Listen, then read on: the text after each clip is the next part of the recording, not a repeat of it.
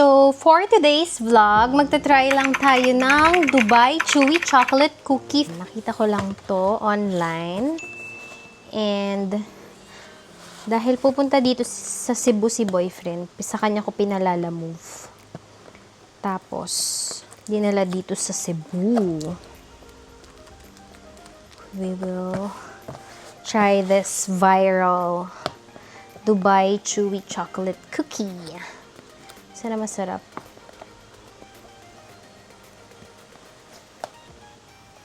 I'll be putting the link kung saan nyo siya mabibili. Pero yung Instagram nila, ito mismo yung name.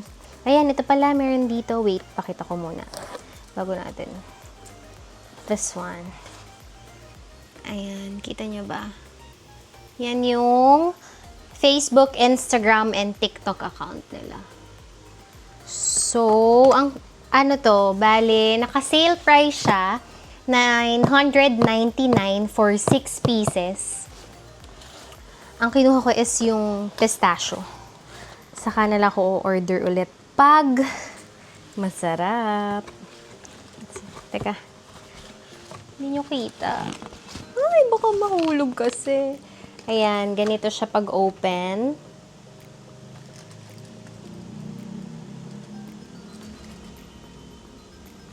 Tapos,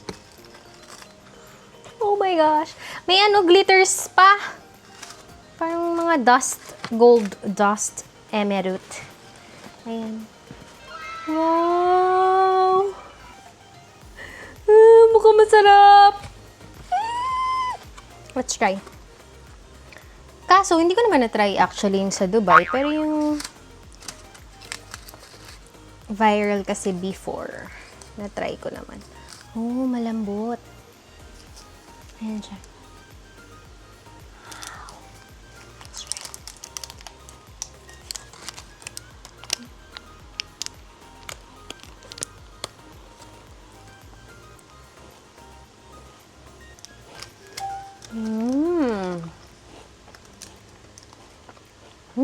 Sarap.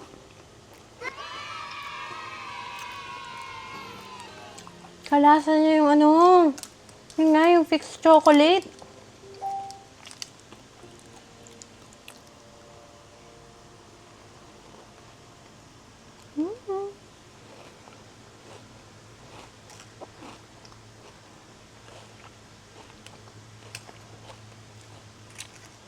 May pagka-crunchy siya sa loob. Dahil dun sa kanafa. Na pistachio.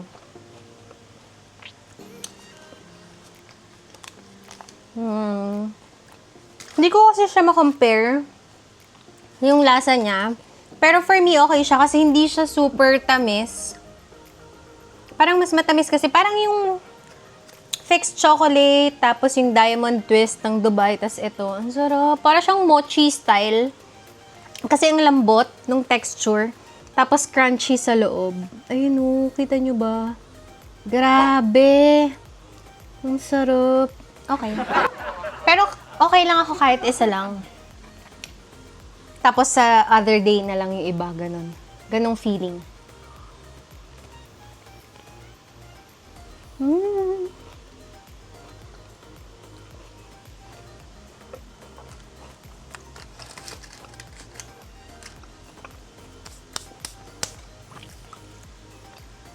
So for me, 10 out of 10. Ang sarap eh. Willing pa ako umorder ulit. So, if ever gusto niyo ulit, ito siya ha. Ang sarap. Parang ikikrave ko to. Parang hindi ka mauumay. Yun lang. Hi guys! I'm back. And continuation nito ng pag-try ko ng viral na Dubai Chewy Chocolate Cookie. Pero this time around, magta-try tayo ng ibang flavors. And from the same store pa din tayo, from Atelier Amelie. So yan, dito pa rin ako bumili. And ito yung mga social media accounts nila. They do have on their Instagram, Facebook, and TikTok. It's atelieramelie.ph. So ito yung Instagram nila. Dito ako nagme-message. Saka sa number din. So, ni Madam Riz. Siya yung ka-message ko actually. So, if curious kayo kung paano ako nakakuha ulit nitong another box, actually, yung previous box na pinurchase ko sa kanila is from QC, tapos pinalala-move ko to Parañaque. And then, dahil pupunta naman dito si boyfriend, sa kanya ko pinadala yung box para at least makukuha ko na agad. But this time around, meron silang March Cebu pasabay. So, nakapagpasabay ako sa kanila. And sakto nagka-crave ako kasi gusto ko ulit yung ginawa nila. Kasi nga, masarap talaga. Sulit yung bayad mo. I know, a bit sa pricey side siya, but I guarantee you, ang sarap talaga niya. So, this time around, na-curious ako kasi nagva-viral din siya dun sa iba't ibang flavors. So, yung Biscoff, tapos yung matcha, and then yung pistachio. So, ngayon, itatry ko na silang lahat. Nga pala, tong box na to is worth 999 pesos. And then yung airport and handling fee cost around 200 pesos. Tapos, nagpa-maxim pa kami ng 150 pesos. So, yun lang naman yung gastos. So, parang ganun din kung paano ko siya pinadeliver from QC to Parañaque kasi ang mahal din ng Lalamove. So, siguro pag magka-crave ulit ako nito, and nasa QC yung batchmate ko, doon na lang, tas dadali niya dito. Kasi mas makakamura ako. So, yun. Here you go. Ito na siya. Oh my goodness! Mukhang masarap. And naka-vacuum sealed pa pala siya. Ayan o. Ayan. And then, dito sa box, ayan, makikita nyo pala, ang nakasulat is, Atelier Amelie, commit your plans to the Lord and your plans will be established. Proverbs 16:3. So, yan. Oh, ganito siya. Oh my gosh. At naamoy na nga po ni Latte. Opo. Nakikita niyo po ba si Latte? Oo. Latte. Oh, ayan na siya. Ayan na siya. Paano ko to itatry? Eh, yung amoy pa lang gusto na ng dog ko. Ng bebe ko na yan. Bawal. No, no, no. Not allowed, my love. So, ito na. Ganito siya, guys. Wait, ha. Pakita ko sa inyo. Ay. Ayan. Yan. So, ito yung Biscoff. Obviously, ayan. Obviously, ito yung Biscoff. Ito yung matcha. And then, this is the pistachio. So, ito yung na-try natin, yung pistachio. And super sarap niya. So, I'm hoping na masarap din to. Actually, hindi ako fan ng matcha before. But now, yes, I'm a fan. Nasasarapan na ako sa kanya, but wag lang everyday. Kasi, medyo naumay din ako. So, meron naman siyang tier here. Meron siyang ano. Ayan. So, let's open. Ito na nga. The struggle is real kasi maaamoy ni Latte. So, Latte, wait lang po. To-try lang ni Mommy, okay? Wait lang. So, let's open. Oh my gosh. Kaso, wait. Hindi ko maano, guys, kasi si Latte. Wait, ipatong muna natin. Lalagay ko muna lahat sa loob. Ayan. Hindi ko magawa, Latte, yung ginagawa ko, gawa mo. Kulit-kulit ng baby. Ibig sabihin, sobrang bango, no? Kasi gusto niya. And also, matakot talaga yan, si Choi Choi. Ayan na siya, guys. So, pipicturean natin. No. Oh my goodness. Picturean ko lang, guys, ha? Wait lang. Picturean natin. Dahil nung last time kasi, hindi ko siya napicturean. So, sobrang excited kong kumain. Ayun.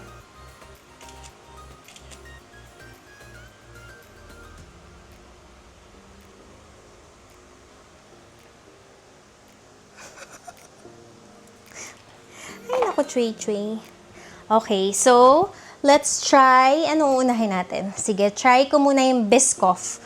Oh my God, grabing sweets to. Pero sige, we will try. So, I'm trying the Biscoff.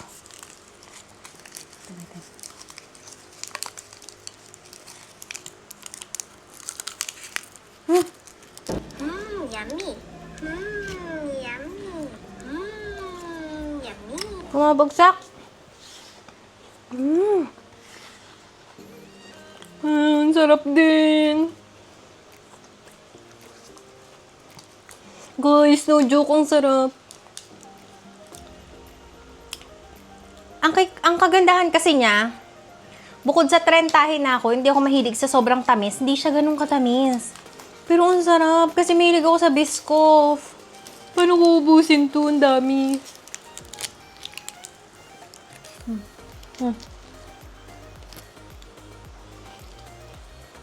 Para mas makita niyo pa yung loob.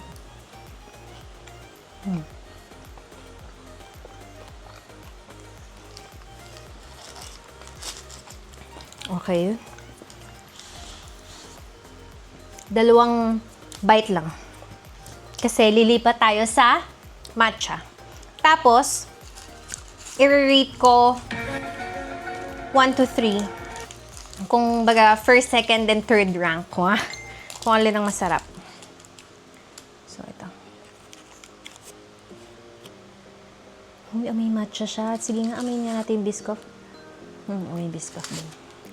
So, this one, matcha. Yummy.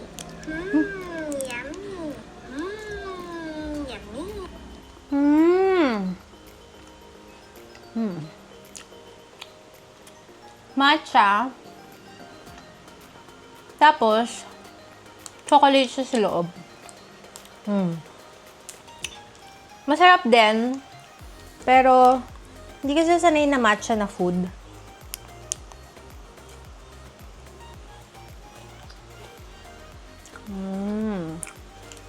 Ito.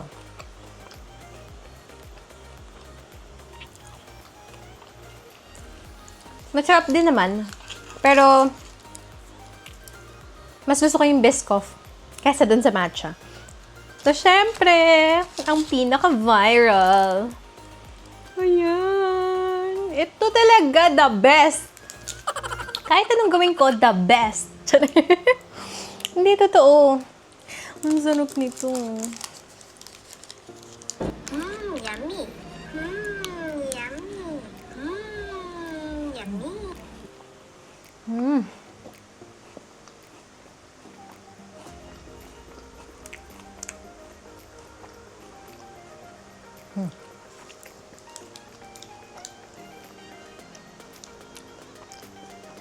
Yan. Ito masarap. Ito talaga gusto ko.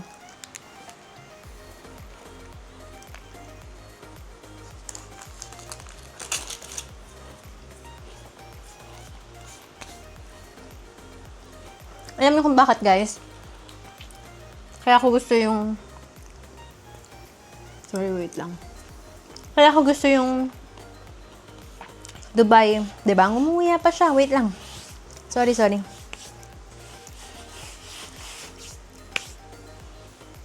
Wait. Hindi mo na water. Kasi parang sobrang tamis.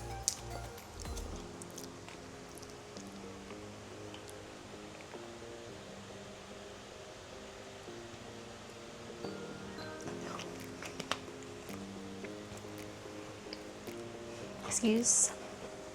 So, hindi siya super tamis. I mean, dahil tatlo na yung nakain ko, kaya super tamis niya. But, sige, rank natin. So, for me, ang pinakagusto ko talaga is yung pistachio, syempre.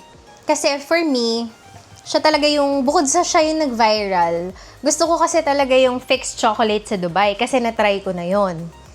And also, natry ko na din yung diamond twist from Dubai din. So, ang sarap din nun. Actually, kung i-compare ko kung fix or yung fixed chocolate or na pistachio or yung diamond twist, mas gusto ko yung diamond twist. So, ngayon, this time around, pinakagusto ko talaga is yung pistachio. Then, pangalawa yung Biscoff, kasi mahilig ako sa Biscoff. Lalo na yung spread na Biscoff. So, yun. Gusto ko din yun. And then, pangatlo yung matcha. So, yun nga, reason ko behind yung pistachio is, gusto ko talaga yung pistachio na fixed chocolate. So, dahil ganun din yung flavor niya, gusto ko siya. And then second, mahilig ako sa Biscoff, kaya gusto ko yung Biscoff. And then third, yung matcha, kaya third siya. Kasi, parang hindi ako masyadong fan ng matcha pag sa food. Parang, mas okay sa akin if sa coffee siya or latte, ganyan na matcha. Kasi nga, hindi ako fan ng matcha talaga before. Pero kasi, gusto ko talagang matry yung magkakaibang, flavor. Kumbaga, yung all variants ay matry ko sa kanila, sa Atelier Amelie. So, yun lang, guys. And, thank you for watching. I hope may idea na kayo about atelierAmelie.ph. So, ito, Atelier Amelie. So, guys, I'm ending this video and I hope nagustuhan nyo and nagkaroon kayo ng idea about sa mga products ng Atelier Amelie.